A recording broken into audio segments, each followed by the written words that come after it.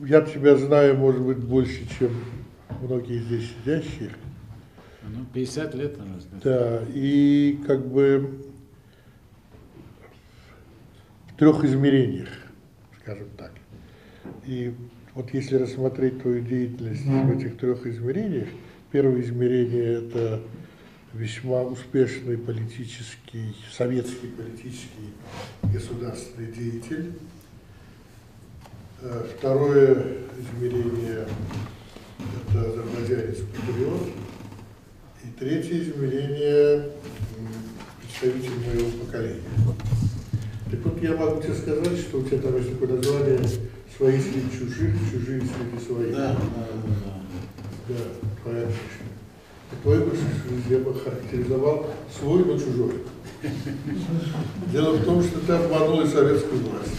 Значит, на протяжении долгого времени верно и выполняя все обязанности, какие полагается, если человека засылают вот, с какой-то легендой, он должен был, я знал одного человека, который представлял МАА. И он был одним из лучших представителей МАА. При этом он был представителем спецслужб. Вот ты как бы очень хорошо выполнял все свои обязанности чиновничьи, и я свидетель, я знаю твою деятельность его, да, и при этом рискуя, вступая, в общем, как бы на путь очень опасный, ты сделал очень многое в полном противоречии с тем, чем должен был заниматься там. Ты, наоборот, это должен был там как-то максимально уничтожать, чтобы никому это не досталось. Второе, как азербайджанец, это поразительно. Дело в том, что вот я недавно шел в крепости домой, там какой-то дом ремонтировали, и у ворот лежало несколько вот таких кип. Я подошел, это были семейные фотографии и письма. То есть в связи с ремонтом пришли какие-то люди, и они это выбросили.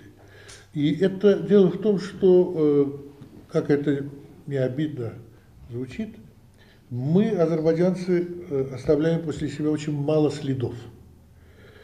Может быть, из опасения, что потом кто-то все-таки найдет нашу переписку и напечатает. Но во всяком случае, азербайджанским историкам приходилось и приходится очень много выдумывать.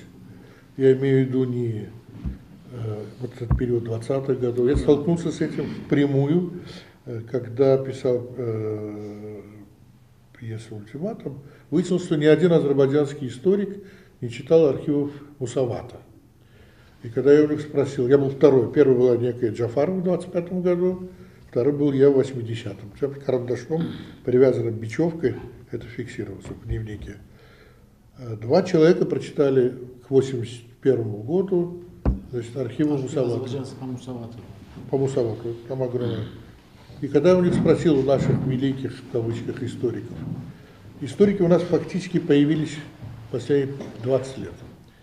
На что они мне сказали, а мы читали архивы Института марксизма и ленинизма. Я им говорю, ну это же односторонняя информация, она же искажает. Они говорят, да, но нам же не разрешали тут читать. Я сказал, а как же я прочитал, если есть желание, значит, всегда можно прочитать. Значит, в свое время была написана большая телега по поводу Гачага Наби. Хотели снять фильм о нашем выдающемся таком народном герое. Пришли разного рода письма из соседних республик, что это был бандит, головорез. Прислали огромное количество газетных материалов о том, как, значит, действовал этот бандит по имени Наби. Тогдашний секретарь ЦК Гасан Гасанов, как потом выяснилось, тоже тайный историк, значит, собрал всех наших историков и сказал, что давайте возразим, это же народный герой. Выяснилось, что нет ни одного документа. То есть ни один азербайджанский историк, а их надо было поднимать в полицейских отчетах, в газетах того времени. Значит, самый знаменитый историк сказал, что а вот у меня есть сосед, и вот дед рассказывал, и я рассказал какую-то очередную байку про Гачага. То есть никаких документов, подтверждающих его, так сказать, способность и желание защищать народ и так далее, не было, и фильм не сняли. Значит, и то, что ты делаешь, это феноменально. Это феноменально, потому что вот главное, так сказать, интерпретаторов историков у нас уже появились, и они очень хорошие интерпретаторы, умные. Но историков-собирателей документов, практически ты первый. Их нет. А если говорить уже в третье измерение, ты как представитель нашего поколения, ты нас тоже всех обманул. Ты ходил по ресторанам, вел себя легкомысленно, значит, изображал из себя такого поверхностного повесу, а сам на самом деле, значит, тайно от нас, фактически обманув нас, занимался этой действием. То есть и среди нас ты остался чужим. И я тебя назначаю.